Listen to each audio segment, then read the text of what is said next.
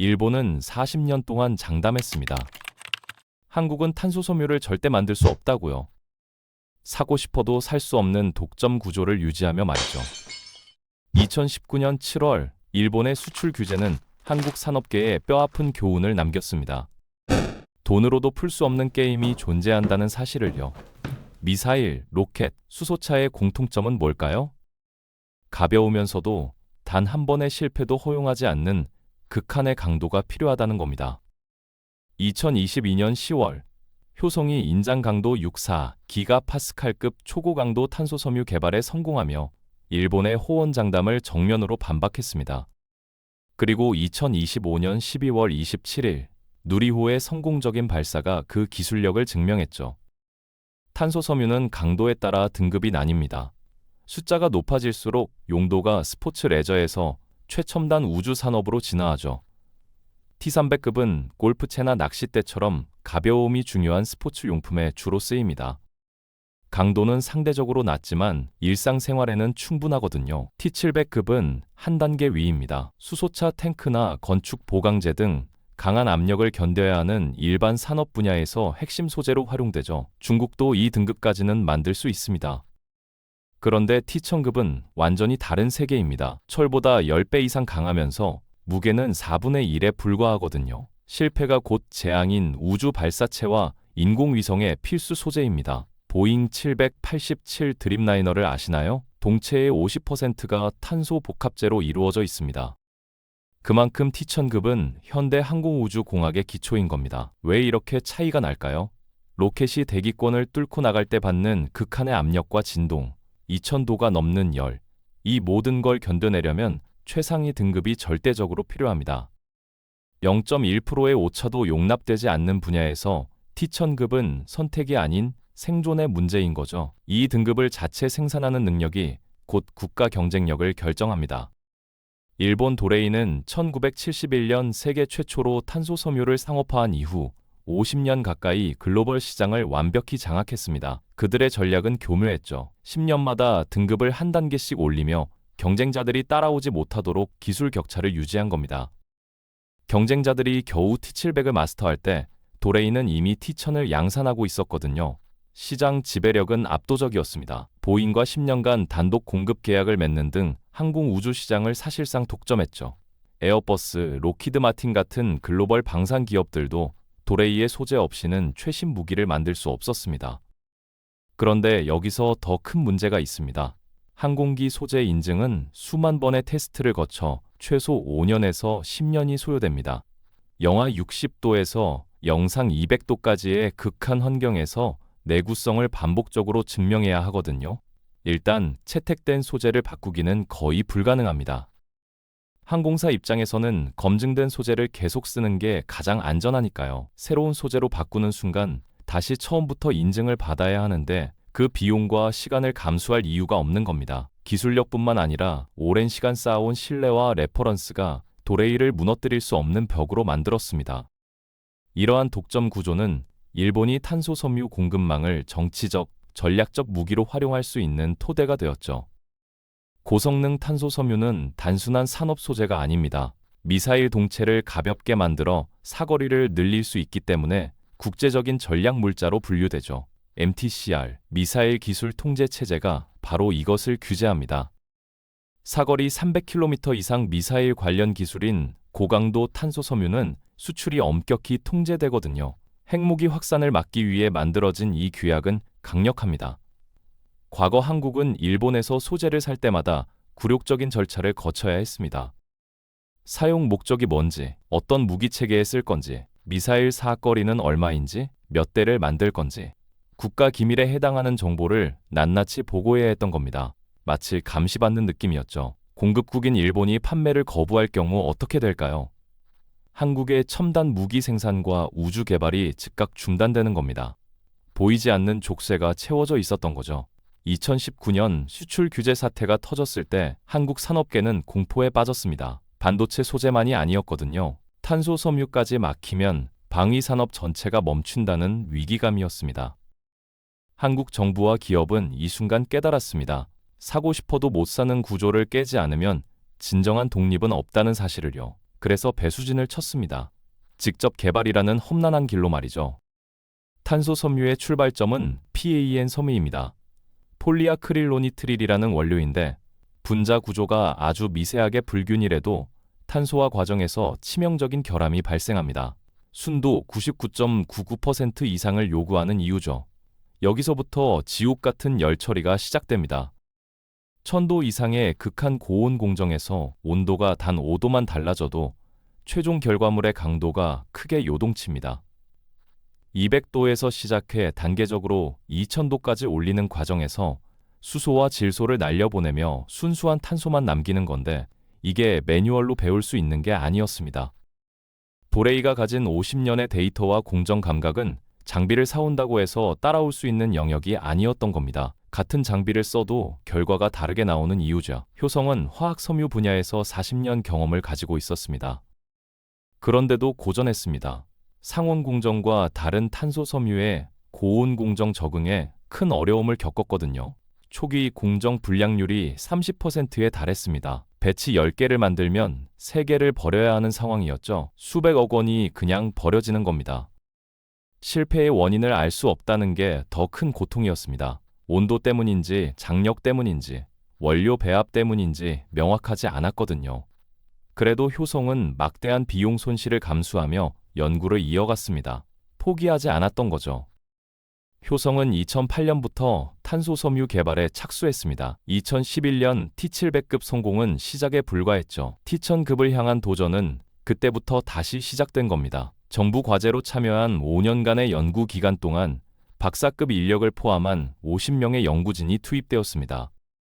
이들이 매달린 건 신뢰성이었습니다. 한번 잘 나왔다고 끝이 아니거든요. 배치별 편차를 줄이는 게 핵심이었죠. 100번을 만들어도 동일한 강도를 내야 합니다. 항공우주 분야에서는 재현성이 생명이니까요. 14년간 수많은 실패 데이터를 축적하며 버텼습니다.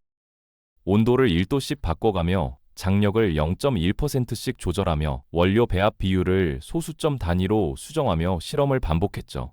2019년에는 시제품이 나왔습니다. 하지만 상용화 기준을 만족시키지 못했습니다. 인장 강도는 나왔지만 불량률이 여전히 높았던 거죠. 연구진은 좌절하지 않았습니다. 다시 3년을 더 싸웠습니다. 그리고 마침내 2022년 10월 역사적인 순간이 왔습니다. 인장 강도 64기가파스칼 이상의 초고강도 탄소 섬유 개발 성공을 발표한 겁니다. 독점 시장의 문이 열리는 순간이었죠. 이로써 한국은 일본과 미국에 이어 세계에서 세 번째로 T1000급 탄소 섬유 상용화 능력을 준 나라가 되었습니다. 일본이 절대 못 만든다던 그 소재를 우리 손으로 만들어낸 겁니다. 수소차 탱크는 대기압의 700배에 달하는 엄청난 압력을 견뎌야 합니다. 상상이 가시나요? 700바라는 압력은 손톱 크기 면적에 70kg의 무게가 실리는 것과 같습니다. 이 압력을 견디려면 탄소 섬유로 여러 겹 감싸 강도를 높여야 하죠. 알루미늄으로는 불가능합니다. 무게가 너무 무거워지거든요. 효성은 현대차와의 협력을 통해 T700급 탄소 섬유의 안전성을 입증받았습니다. 그리고 수소차 넥소의 핵심 분금 공급을 시작했죠. 과거에는 100% 일본산이었던 부품이 국산으로 대체되기 시작한 겁니다. 이게 왜 중요할까요? 탱크 가격이 수소차 원가의 약 30%를 차지하기 때문입니다. 탄소 섬유 국산화는 차량 가격을 낮추는 결정적인 열쇠가 되는 거죠. 효성은 이미 실적을 내고 있습니다. CNG 고압 용기 시장에서 세계 점유율 1위 30%를 달성했거든요. 천연간 가스 버스나 트럭에 들어가는 고압 탱크 말이죠. 산업용 고압 용기 분화의 강자로 우뚝 선 겁니다. 단순히 소재 개발에 그치지 않았습니다. 수소 버스, 수소 트럭 등 상용차 시장으로 레퍼런스를 확대하며 실질적인 수익 구조를 만들었죠. 수소 경제의 핵심은 가격 경쟁력입니다.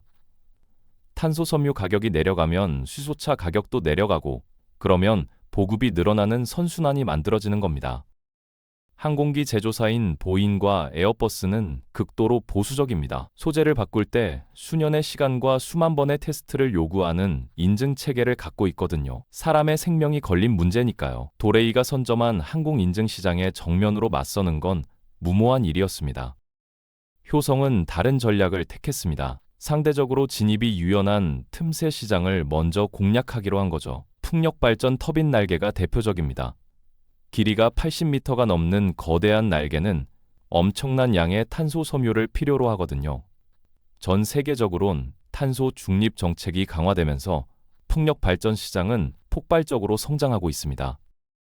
효성은 여기서 점유율 10%를 목표로 설정했습니다. 여기서 실적을 쌓고 신뢰를 확보한 다음 항공 인증으로 가겠다는 계획이죠. 효성에게는 강력한 무기가 있습니다. 한국의 강점인 반도체와 디스플레이 공정의 미세 제어 노하우를 탄소 섬유 제조에 이식한 겁니다. 삼성전자나 LG화학 출신의 엔지니어들을 영입해 품질 균일도를 획기적으로 높였죠. 온도를 0.01도 단위로 제어하는 반도체식 공정을 도입했습니다. 실시간 데이터를 수집하고 AI로 공정을 최적화하는 시스템이죠. 그 결과 불량률을 5% 이하로 낮추는 데 성공했습니다. 일본의 장인 정신이 숙련공의 감각에 의존한다면 한국은 데이터와 자동화로 승부한 겁니다. 2025년 12월 27일 전라남도 고흥 나로 우주센터 한국형 발사체 누리호가 불을 뿜으며 하늘로 치솟았습니다. 이번 발사는 특별했죠. 효성의 탄소 섬유가 본격적으로 적용된 첫 실전이었으니까요. 누리호 4차 발사는 13기의 위성을 목표 궤도에 정확히 안착시키며 완벽함을 거뒀습니다. 위성을 감싸는 페어링 구조체에 국산 탄소 복합재를 사용한 결과였죠. 알루미늄 대비 무게를 약 1.5톤 절감했습니다. 이게 얼마나 큰 차이일까요? 줄어든 무게만큼 더 많은 위성과 탐사 장비를 실을 수 있게 된 겁니다. 한국 우주산업의 경제성이 획기적으로 향상된 거죠. 발사 순간 페어링이 견뎌야 하는 환경은 상상을 초월합니다. 극심한 진동, 음향 압력, 그리고 대기권을 뚫고 나갈 때 마찰열은 수천 도까지 올라가거든요. 효성의 탄소 섬유는 이 모든 극한 환경을 완벽하게 견뎌냈습니다. 우주 분야에서 4회 연속 발사 성공은 의미가 남다릅니다. 운이 아닌 실력으로 평가받는 기준점이거든요. 국산 탄소 섬유의 대외 신뢰도가 급격히 높아진 겁니다. 실전 검증을 마친 국산 소재는 이제 강력한 무기를 갖게 되었습니다. 해외 우주 시장으로 수출될 수 있는 자격을 얻은 거죠. 미국과 유럽의 신흥 우주 기업들도 공급망 다변화를 위해 한국산 탄소 섬유를 검토하기 시작했습니다. 효성이라는 강력한 대안이 등장하면서 시장에 균열이 생기기 시작했습니다. 과거 도레이가 일방적으로 결정하던 가격과 납기 조건이 유연해지기 시작한 거죠. 실제 수치로 증명됩니다. 2023년 한국 기업들이 일본에서 구매하는 탄소 섬유 가격이 이전 대비 15% 낮아졌거든요. 효성의 시장 점유율은 아직 3~4% 수준입니다. 숫자로만 보면 작아 보이죠. 하지만 점유율 숫자보다 무서운 게 있습니다. 도레이 대신 효성으로 바꿀 수 있다는 선택지, 그 자체가 주는 협상력의 변화입니다. 독점 공급자의 횡포를 막는 강력한 카드가 생긴 겁니다. 일본의 반응은 어떨까요? 일본 경제지와 네티즌들 사이에서 우려의 목소리가 쏟아지고 있습니다. 수출 규제가 잠자던 사자를 깨웠다는 자조 섞인 반응이죠. 제조업의 마지막 보루라 여겼던 탄소 섬유 시장이 흔들리는 것에 대한 위기감입니다. 100년의 역사를 가진 일본 제조업의 자부심이 한국의 10년 집념 앞에 흔들리고 있는 겁니다. 글로벌 공급망의 판도가 바뀌고 있습니다. 한국 기업들은 더 이상 일본의 눈치를 볼 필요가 없어졌죠. 과거 6개월 이상 걸리던 납기가 유연해졌고 가격 협상에서도 주도권을 잡을 수 있게 되었습니다. 소재 하나가 산업 전체의 경쟁력을 바꾸는 순간입니다. 1970년대 포항제철의 쇳물을 기억하시나요?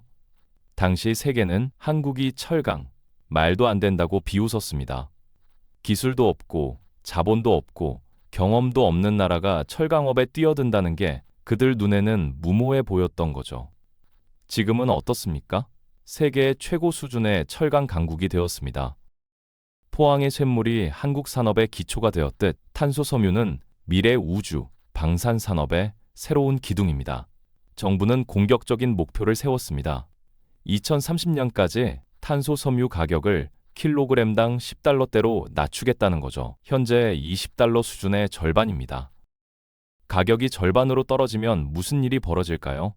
우주 방산 같은 특수 분야를 넘어 일반 자동차 차체나 대중교통 등 민간 시장 전체로 수요가 폭발하는 겁니다. 시장 규모가 기하급수적으로 커지는 거죠. 효성은 이미 승부수를 던졌습니다. 전주 공장에 1조 원을 투자하여 2028년까지 연간 2만 4천 톤 생산 체제를 구축합니다. 단일 공장으로는 세계 최대 규모죠. 대규모 고용 창출도 함께 일어나고 있습니다. 전주 지역의 직접 고용뿐만 아니라 200여 개의 협력사와 함께하는 탄소 생태계가 만들어지고 있거든요. 장비, 포장재, 물류를 담당하는 업체들까지 포함하면 지역 경제 전체가 살아나는 겁니다. 소재 주권 확보는 무엇을 의미할까요? 우리 기업들이 언제 어디에 소재를 쓸지 스스로 결정하는 힘을 부여하는 겁니다. 누구의 간섭도 받지 않고 누구에게도 설명할 필요 없이 말이죠. 국가 경쟁력을 한 단계 높인 거죠. 일본에 절대 못 만든다는 조롱을 딛고 일어선 탄소섬유 국산화는 대한민국 제조업의 위대한 승리입니다. 이제 우리는 누구의 간섭도 받지 않고 전략 무기와 우주 발사체를 우리 소재로 만들 수 있는 소재 독립을 이루었습니다. 탄소섬유 산업의 성장은 향후 50년 동안 우주, 에너지, 모빌리티 분야에서 새로운 일자리와 부를 창출할 것입니다. 50년 전 포항의 쇳물이 그랬듯 전주의 검은 실이 대한민국의 미래를 책임질 겁니다. 일본과 중국의 도전을 이겨내고 세계 1위 탄소 강국으로 도약하기 위한 여정은 이제 막 시작되었습니다.